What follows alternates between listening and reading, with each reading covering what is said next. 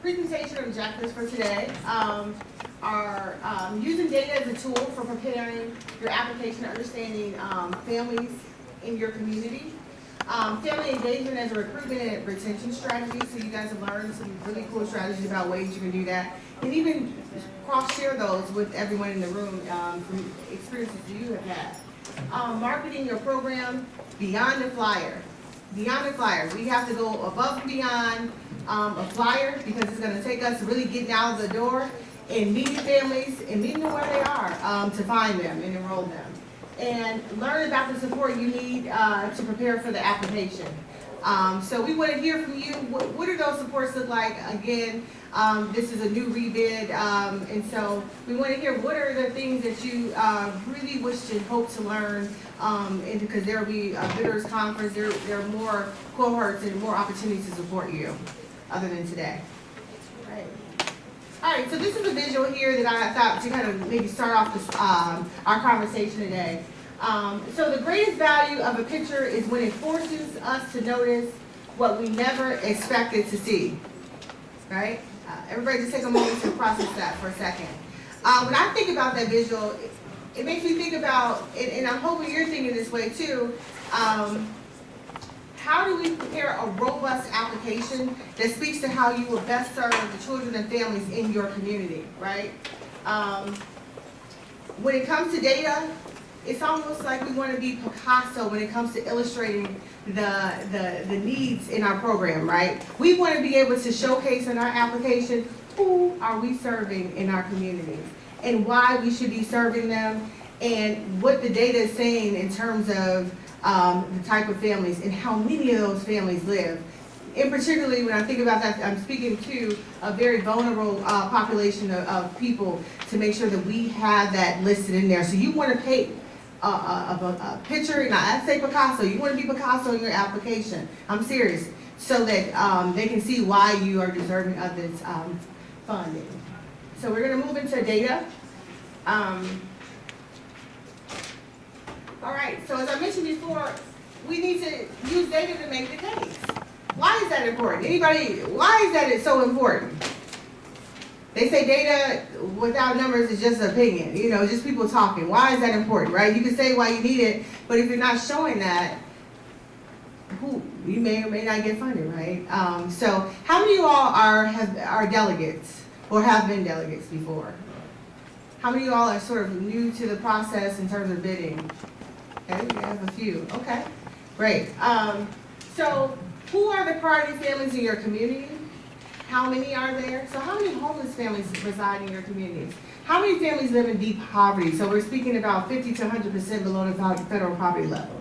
How many families who are linguistically isolated in your community? You really want to kind of look through that. Data allows you to dive deep, and I'm actually going to share a tool that you can use. It's a new tool through DFSS, Shaping Hall, and Chicago Early Learning to allow you to kind of look at some of the demographics in a very user-friendly way. I feel like that tool is really cool. And then a needs assessment. So those of you who are familiar with running Head Start programs, have had Head Start before, how many are familiar with the community needs assessment? Yes, oh, that's great. So you guys are already positioned to think about that and extrapolate that data in your community and to make a case in your application. So that's great. Now, those of you who aren't, did you guys see the people that raised their hands too? Be friends with them, no. And the reason why I say that too, so when you think about in your prospective communities, figure out who were delegates before. Actually partner with them. Try to figure out, you know, ways that they can support you as well, because I think more now than ever is the opportunity not for us to be working in silos. Although it says competitive grant, it is actually not supposed to be, I'm going to compete against you, but it's competitive in terms of the funding that you receive. So I want you guys to kind of think about that, because this is, I'm going to keep probably saying the whole time, for us to work better together, right, and partner up if need be. And of course you guys can do it alone, but I think you also want to know what other people are applying for as well. And it won't be so, okay. And then these are the priority populations defined in the application. Did everybody see these priority populations? Everybody see? So children with special needs are priority populations that we want to target. pregnant mothers, income or categorically eligible, families living in deep poverty, families receiving SSI and TANF, families in the child welfare system, and families experiencing homelessness. Did everybody see this one? How many of y'all have actually read through the full RFP?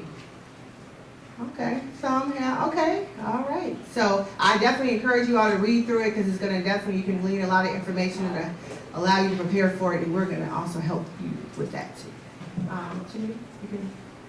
So there's also sub-priority populations that there are special considerations in the application if you see in your data that these are the families that exist in your community. So immigrant, new American and undocumented populations, pregnant women and parenting teens, mothers who have perinatal challenges due to homelessness, substance abuse, and so forth, English language learners, children with disabilities and medical conditions, children and families, again, experiencing homelessness, and families with incarcerated parents, right? How many of those families exist in your communities right now? Yeah, is that everybody? You're right, yeah. So what do you want to do with that? You want to make the case and you want to definitely find that. So there's a couple things too. So you can look at the data, but then there's a lot of data that you already have just through your previous operation in your program that you're able to, that you can share an application about the priority families that exist in your community. So, you make sure that you're bringing all your data, qualitative data and quantitative data all together, right? Remember, you guys are going to be Picasso with the application. FYI. Community needs tools. So this is a tool that I referenced earlier, which is presented through DFSS, but I think it's a really good user-friendly way. Have you guys seen this new tool? So it's the community needs tool. Definitely check that out. There is a tutorial online where you can navigate it really nicely and be able to find, look at the demographics in your community in a very user-friendly way. Because I always look for things that are user-friendly. I think this is one. So.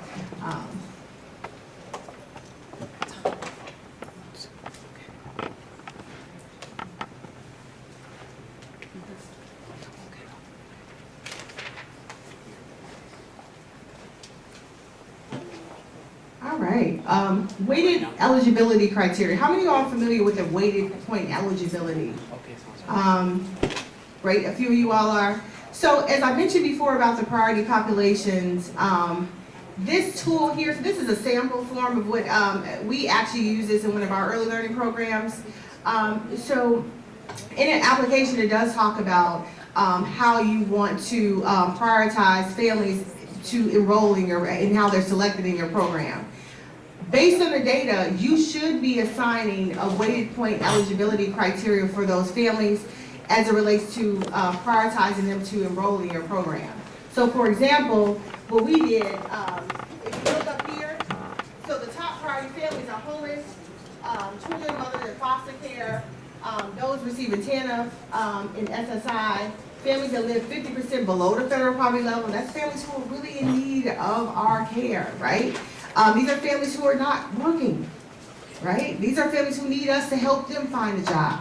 So we prioritize them. And then of course, families who have disabilities or suspected disabilities, we assign them the highest point. So when they come through our door, we know for a fact that, hey, we want to prioritize them and give them a higher points than maybe someone, a returning child, returning from high school, right? So not that that's not important, but we really want to make sure that we're prioritizing that and accordingly. So then you'll see the secondary priority and other factors. So of course, if they have multiple factors, the higher their points will be. And then that will allow you to, so if it's a family that meets a lot of this criteria, they definitely will have higher points. So that would be the families that you will first select to come into your program, right?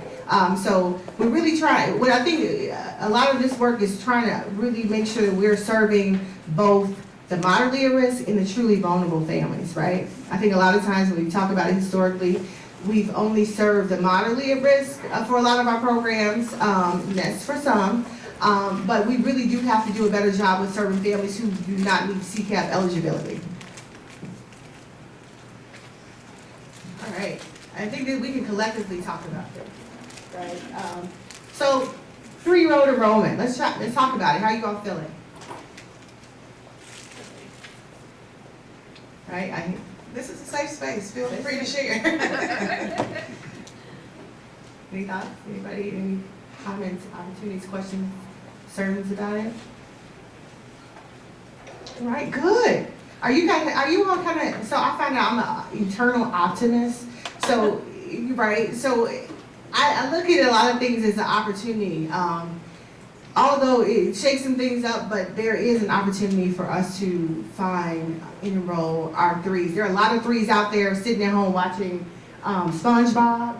There are a lot out there, and the data actually shows that we're actually not serving all the kids while we're competing against one another and not sharing wait lists. There's actually a lot of kids out there. So we'll talk about some of those strategies and ways we can find them in a little bit. All right, so this is one way. So when you think about 3-year-olds, think about the eligibility mix, right? Let's just take a look at this. How many of you all have, for the most part, had CCAP? You needed, for families to enroll in your program, they need to have, be able to apply for child care assistance. Few? How many of you all have families that can enroll in your program pretty much for a school day? That don't qualify for CCAP. Few, so sort of like half and half. It looks like, but that's a good thing. So yeah, so this sort of model could work when you think about applying and writing in the application. Think about, this is really intended to make sure that you're writing to make sure that that you're allowing funding to support families who are not attached to CCAP, because there are a lot of families out there who do not meet that eligibility requirement, right? So PFA and CCAP, working families, parents enrolled in school, you can blend those two together, right? You can do that. And that's for families below 200% of FPL, so you can do that. But then you have Head Start and PFA, so that's families with incomes below 100% of FPL.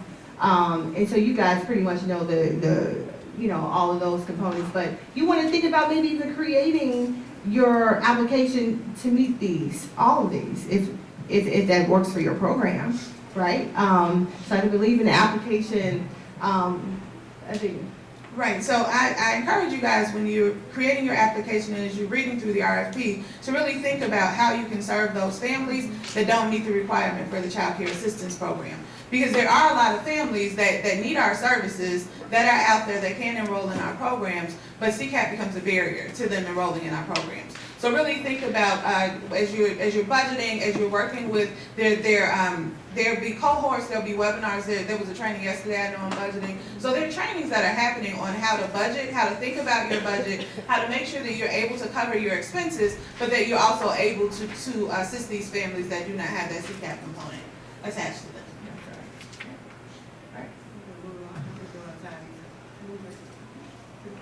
Any questions, really quickly? Anybody have questions?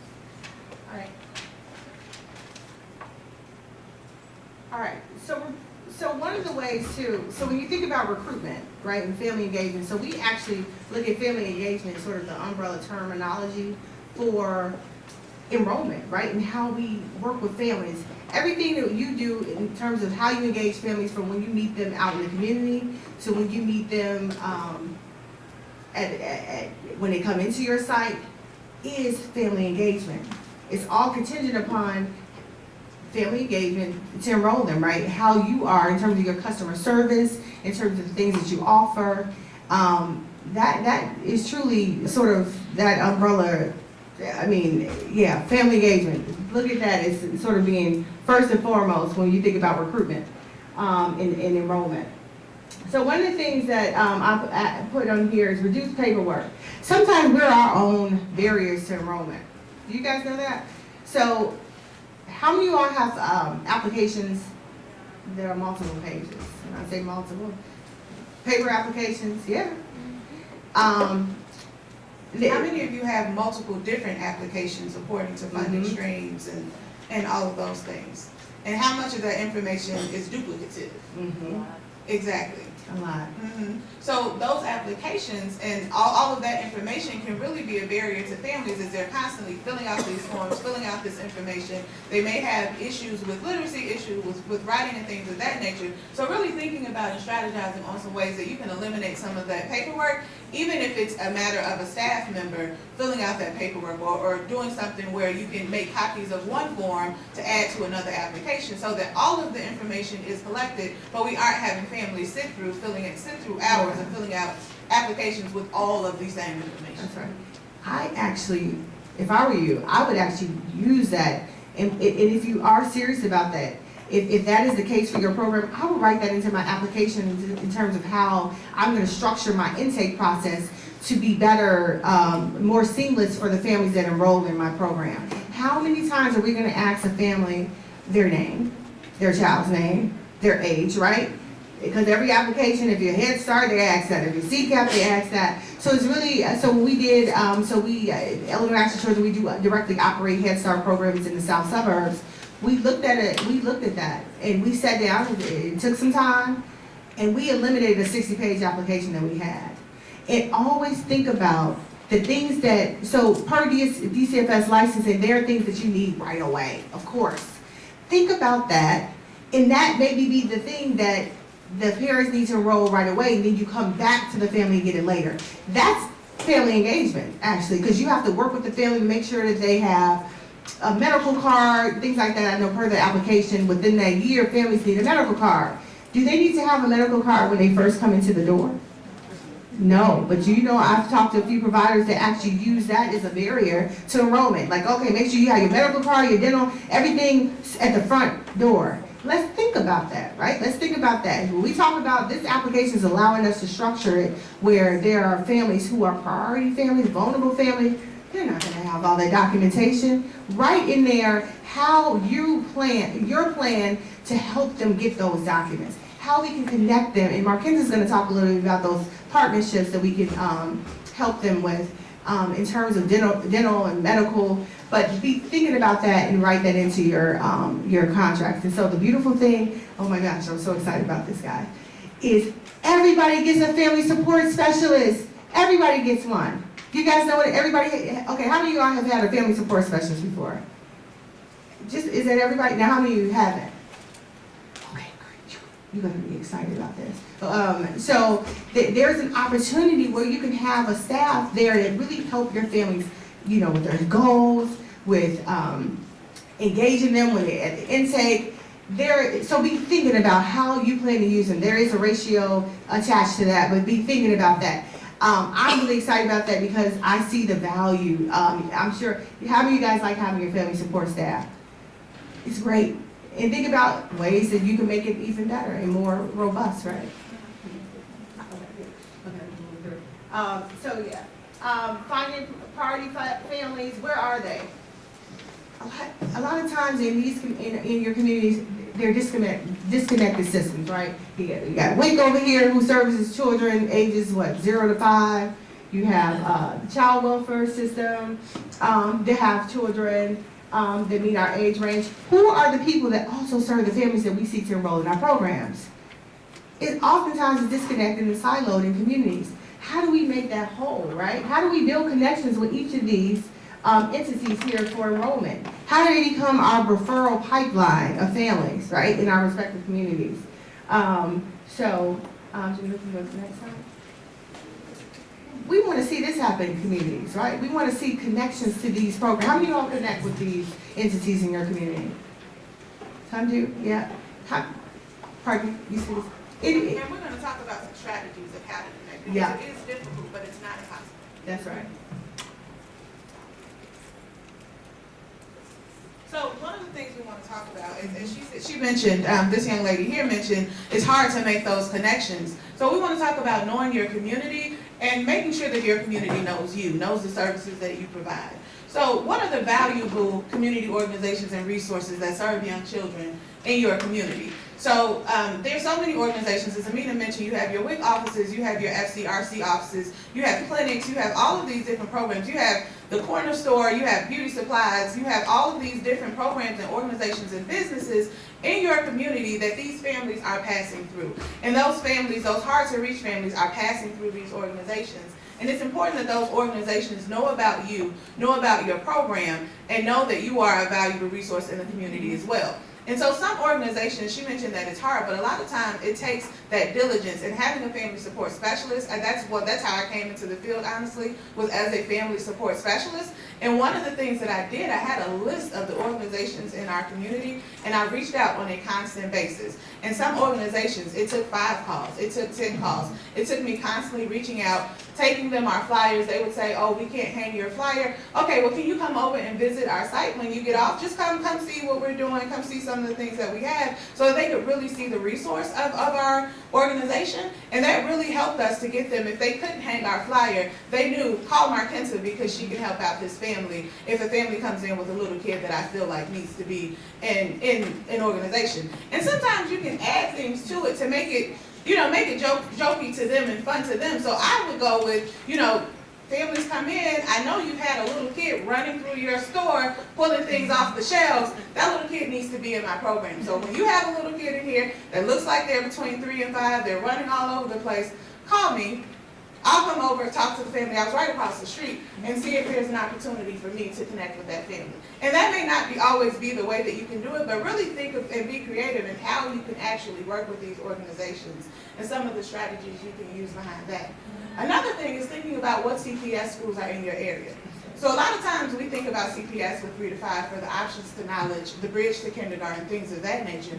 But especially now with CPS enrolling 4-year-olds, CPS is a resource for you guys. There's a cross referral that can happen there. So if there are families that you can no longer serve in your program, you can refer them to CPS, of course, but also think about how CPS can refer to you. So you have clerks there, there are teachers there, they're talking to families all the time. Families that are having babies if you have birth to 3 programs. Families that need care for 2-year-olds. 3-year-olds who will walk in there and try to enroll, and they don't have a seat for them. Those are all referrals that can be coming to your organization if that clerk, if those teachers, if that principal know that you're in that area. So think about CPS schools as a resource as well. Additionally, your child and family connections. How many of you have birth to 3 programming? So just about, everyone in the room has birth to 3 programming. So I know you guys are making referrals to CFCs for those children who need the IFSPs or who you may suspect has some sort of issue going on. But think about the CFC as a referral source for you as well. So the CFCs have those parent liaisons. When I was in the CBO, I had a really great relationship with the parent liaison at our CFC. So when service providers were going out doing screenings, children didn't necessarily qualify for services. They didn't meet that 30% threshold, but the service provider saw that children would benefit from being in a socialized environment. They would refer to us. So that's a relationship that you could build for that referral process. And even though the service providers change, the screeners change, the parent liaison usually stays the same. And if you have a relationship with that parent liaison, they can make that referral to you as well. Another thing you want to think about is what programs have supports that are needed by families in your program. So when your families are enrolling, when you're building relationships with your families through family engagement, which I'll talk about a little bit later in the presentation, you want to do a family needs assessment. You want to survey your families. You want to really understand what services there are that your families need and really seek those services out in your community. So seek those services out really for that individual family, but also for your program as a whole and building that relationship for your program as a whole. And then really clearly think about your opportunities for partnership. And you can state this when you're talking about community engagement in your application, state this explicitly, that you'll have that clear ask for these organizations, that you're realizing that cross-referral process that can happen, that you have a clear referral strategy that you can outline, and then also talk about the memorandum of understanding, those MOUs. But talk about how you take that MOU beyond the sheet of paper. So MOUs are important. It's important that you have documentation of those relationships, but it's also important that you're building upon those relationships, that you're making those phone calls, that you're touching bases with these organizations on a regular basis in some capacity, and that you clearly, that there's a clear relationship that's being built there. And also, Aminah talked about data before. This is also very important data that you can track as well. So track your engagement with organizations. Track the referrals that you get from those organizations. Track the organizations that are responsive, and also track what actually happens to the families that you refer to these organizations. Do your families have positive experiences at these organizations? Because you don't want to keep referring families to organizations that are not actually helping your families. So these are all things that you should think about when you're knowing your community and you're ensuring that your community knows you and your resources. All right, so community collaboration. I just want to mention something. I think everything that you just said is the foundation of marketing. You know, when we think about marketing, we think about even just ads on, I don't know, online or TV, radio. However, this is the foundation, because the relationship you want to have, that every organization that serves these families in your community keep you in mind. So when they have a customer that you can serve, you will be the first one that they will reach out to you and make the referral to you. So that's how you keep your daycare at full capacity. That's right. That's right. Yeah. Thank you. Thank you for sharing that. Absolutely. And then also, you guys are not alone. Some people may be alone, depending on what community you're in. No, but the idea is, so community collaboration. How many of y'all are familiar with community collaborations? Great. And I'll talk about the ones that exist right now in the city of Chicago. But community collaborations, the way they fit into here is there will be an opportunity for collaborations to even apply to further enhance services around the UPK work that we're all doing together. So there will be opportunities for the collaborations to kind of focus on enrollment into not only CPS, but also community-based organizations to look at that in a neutral way. And so that's a lot of the things that collaborations have been doing. So they're an entity in which they work on early learning issues in their communities, dive deep into the data, what the data is showing in the community, and really respond to it. So at the table, many collaborations are diverse stakeholders. So the same partnerships that we're talking about in terms of WIC, medical partnerships, dental, a lot of times they sit at the collaboration tables and be thinking about ways that they can kind of share, share the work, because the bottom line is, it's a mutual bottom line, because both, so the child not only is a recipient of early childhood programs, but also medical. The child needs medical care, right? The child needs immunizations, the child needs physicals, all those things. So there's a mutual beneficial partnership that happens.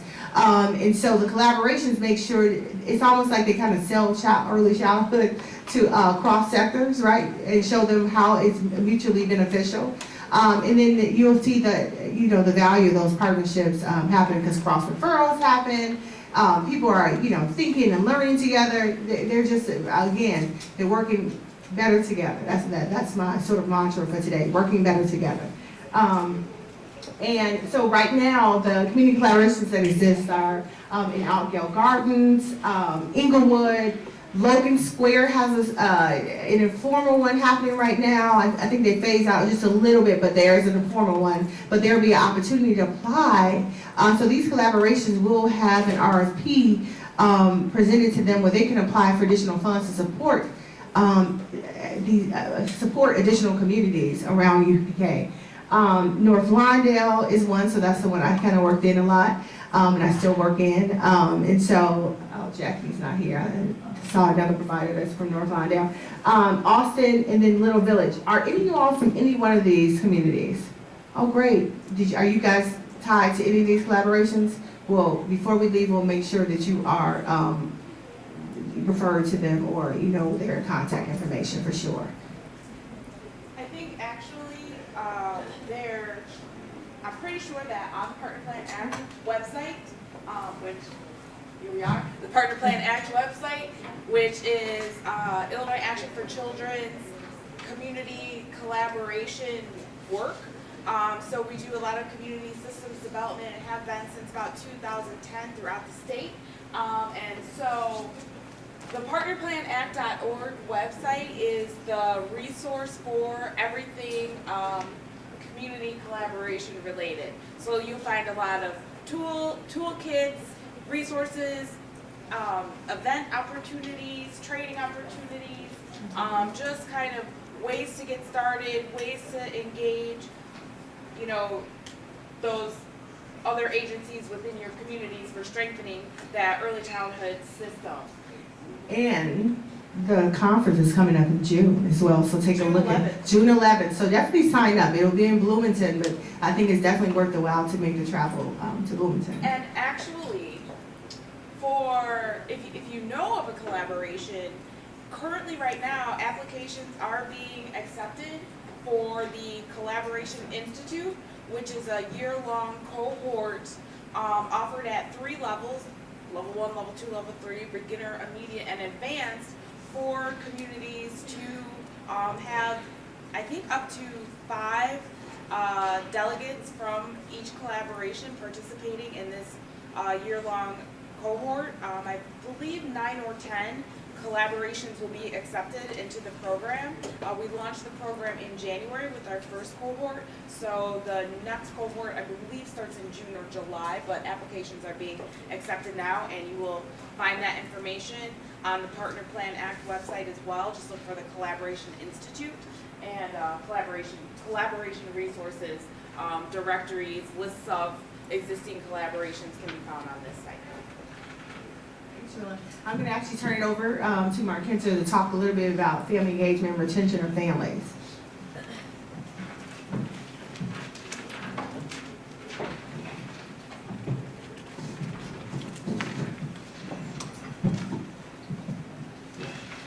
So I wanted to talk to you guys a little bit about family engagement, and as I mentioned, family engagement as a marketing tool and how it can help you guys to keep your programs full by means of retention.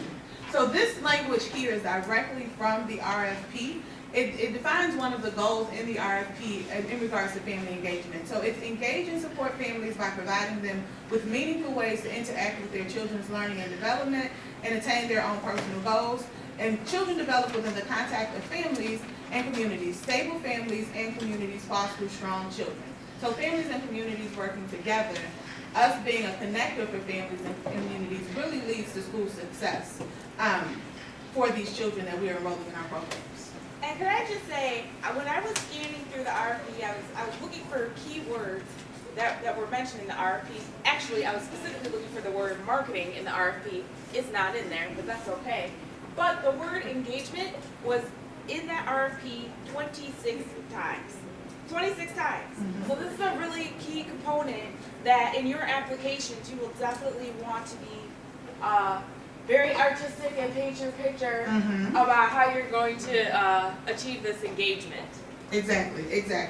So can we go to the next slide? Yes. So this language here is also directly from the RFP. It's the principles of family engagement as they're listed in the RFP. And as you're writing your application, as Jemilah said, you really want to take these components into consideration and really articulate how you are going to address each one of these bullet points. So children and families do best when their communities are engaged and invested in their success. That goes back to that knowing your community and ensuring that your community knows you and building those resources together, that resource, kind of a resource directory of providers that can serve your families.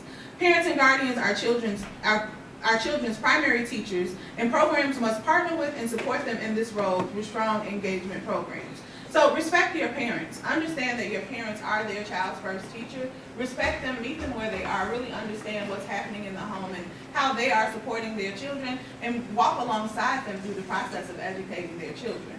Additionally, families should be engaged with strength-based practices that meet families where they are. That goes back to what I was just saying. Really respecting your families, understanding where they are, and scaffolding on what they have. A lot of times we as providers, we see the potential of this child, we see where this child can go, and we think we know how to get that child there. But that parent is that first teacher, so we really have to partner with that family and really build upon the skills that they have, even though we see this outcome, build upon the skills that they have to get the outcomes that they think are best for their families. Family engagement is relationship based and it develops over time. This doesn't happen, so as Aminah said, Family engagement begins at intake. The way that you approach a family, the way that a family feels when they enter your center, the way that they're filling out those forms, the way you take them through that process, that's all family engagement. And that starts the relationship for you guys. And at a point, it will get to where that family seeks you out. That family looks for you as a resource. That family understands that there's a relationship here, and they trust you with their children, and they trust you with their family's future. When family members develop their own goals, they are more likely to feel enthusiastic, motivated, and committed to following through. So programs must value the family's passion for their child and family in the goal setting process. So as I said before, valuing and respecting your families. And how will you do that? You want to clearly articulate that in the RFP, clearly articulate what that means to you and how important that is to you in your organization. And then lastly, children developed within cultures and communities of Chicago early learning programs are responsive to and respectful of children's home cultures and communities. So making sure that you're respecting the background of children, that diversity is reflected in your site. How will you do that? Address that in your RFP, and how you really will bring cultures of the family into your site and make sure that they feel welcome and that you're respecting the way that they operate in their families. Thinking about just going back to demographics again. So if the language of your community is predominantly maybe 2 other languages, you may want to think about having an intake process that actually is thinking about that, or is what's the word I'm looking for? What's the word? Not transcribed, but translated. Thank you. Translated to those different languages. So that is actually good to put in the application as well. And additionally, having staff that represents the diversity in your community. So if when you're doing your data assessment, when you're doing your community assessment, really understanding who's in your community, who's in your site, and having people that look like those children in your site is really a great piece to ensuring that that diversity is there and is included. Especially for your family support staff. Those are the people who will be working directly with your family. Think about that. Exactly. So family engagement, what is it? Family engagement is interactive. So it's a relationship between you and that family. It's a constant touching basis with that family. It's the process of building that relationship. It's inclusive. So it's inclusive of diversity. It's inclusive of the cultures. It's goal-oriented. It's ongoing. It's intentional. It's bi-directional. There's partnership and collaboration between you and the families and the community. It's culturally and linguistically responsive, and it's strengths-based. So as I stated before, and I'll say this all throughout this presentation, that you really want to focus on the strengths of your families and approach them looking at their strengths. And then who is involved? So I have a list of all of the staff that's in your agency, but what I want to say is that everyone is involved in family engagement. From the cook to the janitor, to the person that's taking out the trash that they see, to the teachers, the teacher assistants, the family support staff that you'll now have in your program, leadership, everyone that touches a family, that sees a family, is involved in family engagement. That smile that comes from the janitor as he's sweeping the floor as the family passes them, that makes a difference in that family feeling comfortable. That makes a difference in the overall relationship building of your agency. So really think about your staff, really have all of your staff on board to make sure that that customer service piece is in play and that your staff is really involved in making families feel comfortable in your agency. This here, I won't read completely through this, but I wanted to put it in here to make sure that you guys saw it and know that it's a resource for you as you're writing your RFPs.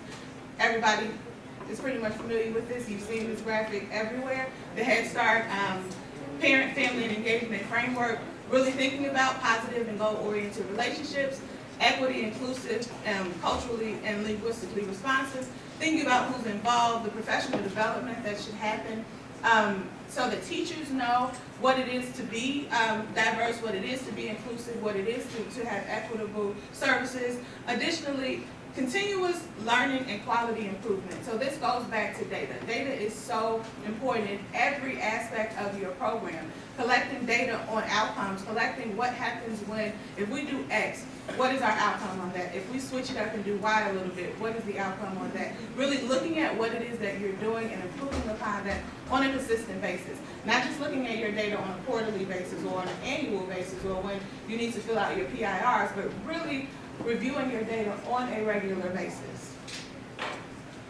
And then lastly, I wanted to do some points of what authentic family engagement looks like, how it's comprehensive. As I said, it reflects the diversity of the family, it's equitable, it's inclusive, it's positive, and it's goal-oriented relationship. There's communication there. There's communication in the languages of the family. There's constant communication with the families.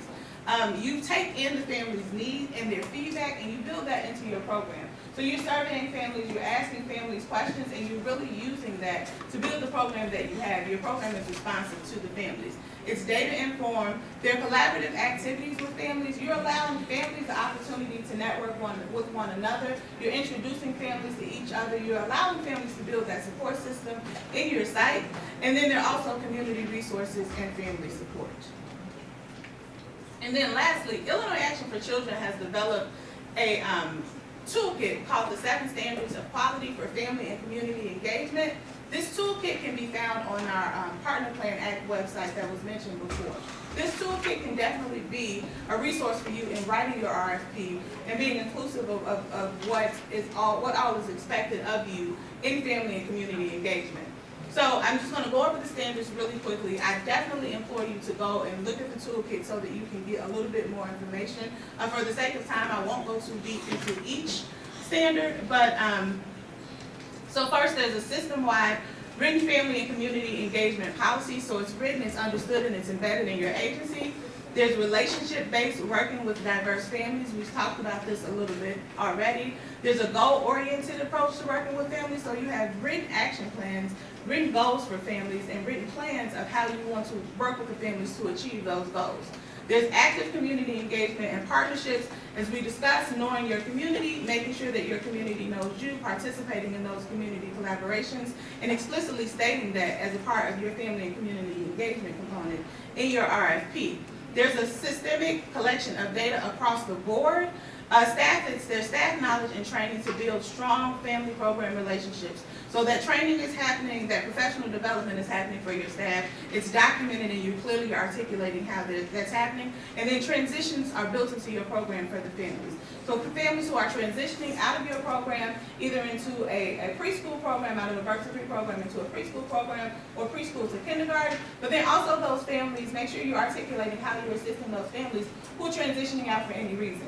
What supports you are providing for them. That you have that no wrong door mentality that even though this family is leaving me, I understand there's another program that may be able to serve them. Home visiting may be an option for them so that they are receiving some sort of educational component. But what are the options for that family to ensure that it doesn't end here and that child is not receiving some sort of socialization or educational component in their life? Okay. I'm going to turn it over to Jemilah for the marketing portion. I just want to say one thing. We can email the slides to you all, just FYI.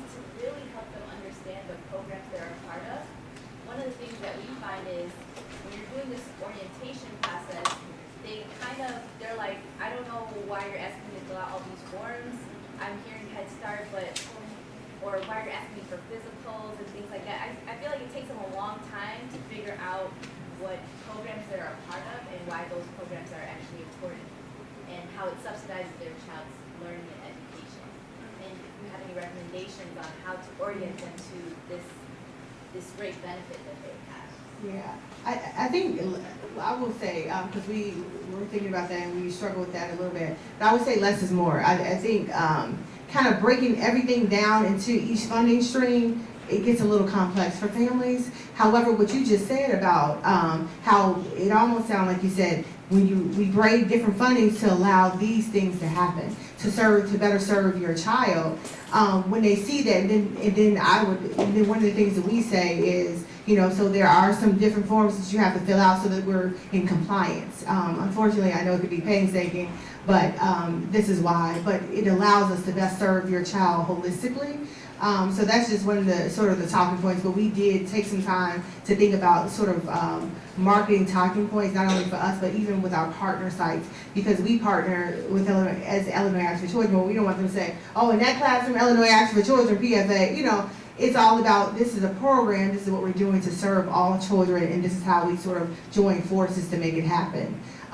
But your other question, I would like to kind of maybe talk offline with you about that and how we sort of maneuver that, because we're pretty much electronic most of our things, and then there are some paper forms, so we kind of were able to discern the things that we need in paper and the things that just can go into COPA or whatever have you, so, yeah. But you still need to make sure that you're doing what DFSS wants you to do. Yeah. So there are different entities. Yeah, so that's why I said. Some of it, yeah, you might be able to tweak, and some of it is what it is. Mm-hmm. You're gonna continuously kill it. And Like- it's like, some of it we are not going to get away from. Right. And some of it is PFA. That's gonna have to happen at their level and them slimming, just like you all did. They're gonna have to step back and take a look at what's too much. yeah. Like, for example, the child care assistance application is always paper. There's no way we can actually maneuver that. But we can glean information from the application for other things that need to be served in families, so. And then also making the application a conversation with families. Families, I mean, they do care about the funding streams to a certain extent. Some care more, some care less, but they care about what they're receiving and what their child is receiving. So maybe having the conversation from the lens of the benefits rather than the lens of in Head Start you receive, but because we have PFA, you're also getting, but just comprehensively, this is what our services provide. But as you're filling out the forms, making a conversation with the family. And I used to, in making the form a conversation with the family, actually fill out the form for the family, but while I'm sitting there with them, not taking the forms away, because that's a part of that family advocacy piece, making sure they know what they're signing, know what they're filling out, but making that a conversation so they understand what I'm putting on this form, and then they can review it, because even that little component is a little less work for them and a little bit of a less arduous task for them. Family support specialists can help with that. Yeah. Yes. We partner with Easter Seals, and there were some forms that came in that were a little bit more stringent than our forms. And so we went to them and we asked, could we just, because our parents got confused. And so we said, would it be possible if we were able to put our logo as well as your logo on this paper? Because the parents are coming to us, we're offering this benefit, but then they're like, why do I have to always fill out these papers for Easter Seals when I've chosen you guys? And so that has helped tremendously, just simply by putting our logo on. Absolutely, and that's a good point, because we actually work with them too. Is a call that you went through, they're definitely amenable, and it's just really the ask, right? And it's like, hey, this is what's happening, these are the areas that we're noticing, and then just to ask, how can we work better together? Again, that's my mantra for today. But yeah, so thank you for sharing that. And just as the young lady mentioned, that with the forms being DFSS forms, give that feedback to DFS. That's right. On a constant basis. Like, I know sometimes we feel like we constantly say the same things over and over again, but I'm one of those people, I'm gonna keep saying it until you get it. Just keep saying the same thing over and over again. And if they're hearing this feedback, and that's not just DFSS, that's any agency, if they're constantly hearing the feedback of these things will make it easier for our families, DFSS does care about serving our families, especially the highest need families. So they may be able to review things and make some adjustments according to that. Some things are federally regulated and we can't get around those things, but some things may or may not be. So speaking up definitely makes the difference in that. And asking questions makes the difference in that as well. Yeah, I'm ready. All right. That was a great beginning to this conversation. And now we are going to transition a little bit into some more, I would say, traditional conversation about marketing as a practice, as a business practice, as a tool for helping you achieve your goals, okay? And so when we think about marketing, I'm just kind of curious, who really likes marketing? Just raise your hand. Okay. Who really does not like marketing? Like would just wish that things would just happen and you wouldn't have to worry about certain things and it could just, yeah, I know. So, you know, I think that there's a lot of things that we're out here, we're doing the work, we're meeting people, we're operating our programs, and that's all obviously essential and very necessary, but there are some things about your organization that you can use to leverage, to help fuel and build your relationship that you have within your community, the perception. So the first thing when we talk about how the people in your community feel about you is really related to your brand. And so I just want to ask you, brand is one of these marketing terms, very nebulous, and I hear it used a million different ways all the time. Can you tell me just in a word or two, anyone, please share what brand means to you? What does your brand mean to you? What do you think of when you think about a brand? Identification. Identification, right? Image. All right, well, I think that those are right on the mark. And a brand is really, in its essence, what people think about your organization. Your brand is comprised of all of the perceptions, all of the experiences, and all of the beliefs that are held about your organization. So really, when you think about it, it's the sum total of all of the impressions your constituents have on you. And so this is based on literally every interaction. You know, we were just discussing the experience that people have when they come into your program. What is the janitor doing? What is the cook doing? How are they making people feel? And so it's really important that there is alignment between what you want people to think and to feel about your organization versus what they actually think and feel about your organization. So a lot of organizations, you know, think that they're great and think that they're presenting a positive image because they have a beautiful logo and they have a beautiful